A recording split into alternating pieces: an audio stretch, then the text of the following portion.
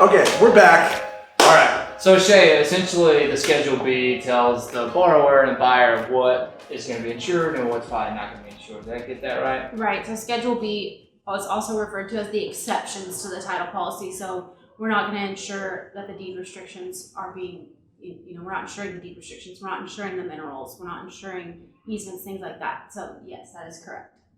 Is this something, one of the questions I had about this was like, something that's been popping up a lot is VRBO, right? Mm-hmm. So like if someone was buying a property that was not allowed to have VRBO, is that something that's normally explicit in the deed restrictions, or is that something that would show up on Schedule B? So it would be in the supporting documents that you need to ask the title company to send you. Typically in Schedule B, if the HOA has filed something specific to that, and they should, if they're adamantly against you using the property for that, then they should have something filed of record that explicitly states it's not to be used for that type of rental. Okay, so if you're buying a vacation property, you want to check out Schedule B specifically for that if you plan on VRBO. Mm-hmm. All right, cool. Yeah. So the big one, Schedule C. Yes, so Schedule C is where we spend the majority of our time. So we call it clear to close. It's the magic words that everyone wants to hear on both the lender side and the title side. Clear to close. So on Schedule C, that's going to show any liens, judgments, things like that we found against the property that we need to clear in order to close.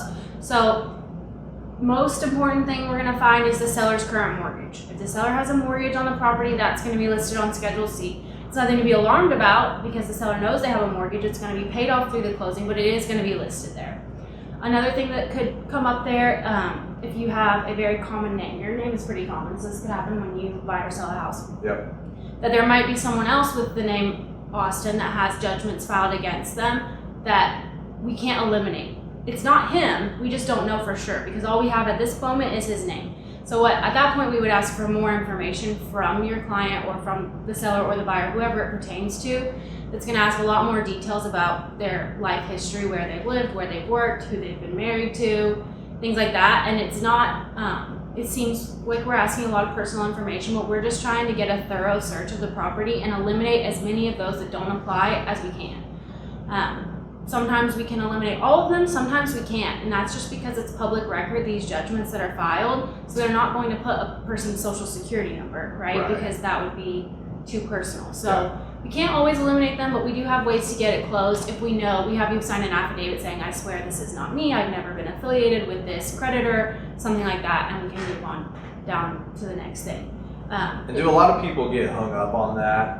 On the purchase side, thinking that they maybe have like identity fraud or something like that. Do y'all run into that much? Sometimes, but the thing is, if you have a really common name, you've probably encountered this at some point in your life. Like if your name is John Smith, there are other John Smiths that maybe aren't perfect angels. Come on, guys. Those guys. Who didn't exactly follow all the rules, and so we just have to do our due diligence. We do have some pushback from people that don't want to give us their personal information because we are asking for it typically over a document that's sent through email. But if that's the case, we can work with you. Call us, give us the information verbally, fax it to us. That tends to be a little bit more secure than email. Whatever we need to do, we just have to get the information because we need to be able to confidently ensure that the property has clear title. Kind of a big deal. It's a very big deal. So if you're wanting to purchase a property or sell a property, Schedule C is going to make it or break it for you. That's right. Then you just have to do it. Mm-hmm. That, and then so if you haven't paid your property taxes or HOA dues, those things they could file a lien on the property. That's something else that's going to show up on Schedule C. Not always with taxes because it depends on how long it's been and whether they filed an actual lien. We also issue a tax certificate that shows the taxes and any balances. So we will either way make sure the taxes are cleared. It just may not always be something that shows up in that section on the title commitment. It depends on how long you just didn't pay them. They were due in January, you're selling your house in February. Okay, it probably won't be a lien yet. At that point, you'll just have some penalties you have to pay because you didn't pay them before the last due date. And that has to be taken care of at closing or before. Yeah. Right, because that's another thing that could come up as a claim on your title policy because it could result in a lien down the road. So if the title company didn't ensure that the taxes were paid through the day of closing, then it would result in a lien at some point down the line when the taxes didn't get paid because the buyer assumed rightfully that they were buying property that was free and clear, and then there's taxes that are outstanding that weren't collected for at closing. Kind of a big deal. Okay, anything else you want to hit on clear to close? I think that's it. Yeah. All right, last but not least, the big D. Disclose. So this will be the last page of the title commitment. It's, again, typically one page. It might carry over to a second page, and it's just general title company disclosures. So it's going to show if we have multiple owners or investors in our company, they're going to be listed there. It's going to also, main thing that you're going to look at on that is the premiums for the policies that are being issued. So it will show based on the current facts, the current sales price, the current loan amount, and the endorsements that the lender is needing on the title policy. And it'll show premiums, so you'll know if the seller agreed to pay the owner's policy, it'll show exactly how much that's going to cost. It'll show how much the lender's policy is going to cost, and then it also shows the endorsements as a breakdown. Awesome. Boom. So to summarize all this up, so we've gone through the A, B, C's, and the D of title commitments and what all is involved, all those schedules. Essentially, the title commitment is what you guys are going to be insuring and what you're not. Right. That's exactly it. That's a very basic summary of it.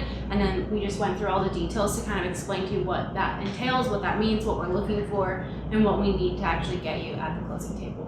Awesome. And usually you get, first title commitment within, 30-day contract. You're getting in what, first 5 days, 10 days? When is someone going to get the first pass? 5 to 10 days, you'll have it within that time frame. If you have an expedited closing and you need it faster, just let us know on the front end so we can work to that timeline. But yes, that's. Yeah, so you're getting it early in the process. And to pull together the title commitment, you guys are checking the county records. What all are you going to grab all that information typically?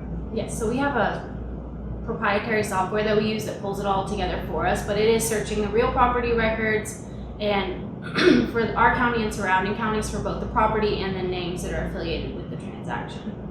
Brilliant. Oh. So that's it, guys. In a nutshell, I just learned a lot, actually. So I'm really glad we shot this video. Yeah. Hopefully it helps you out there in the field, whether you're a buyer, a seller, or a realtor. This is what's going on behind the scenes with the title companies as they're building out your title commitment. So Shea, thank you so much. Thanks, guys. This is great. Well, I've already got more questions, so we'll just have to do Yeah. another video, so stay tuned. Let's go. All right, adios. Bye. Woo!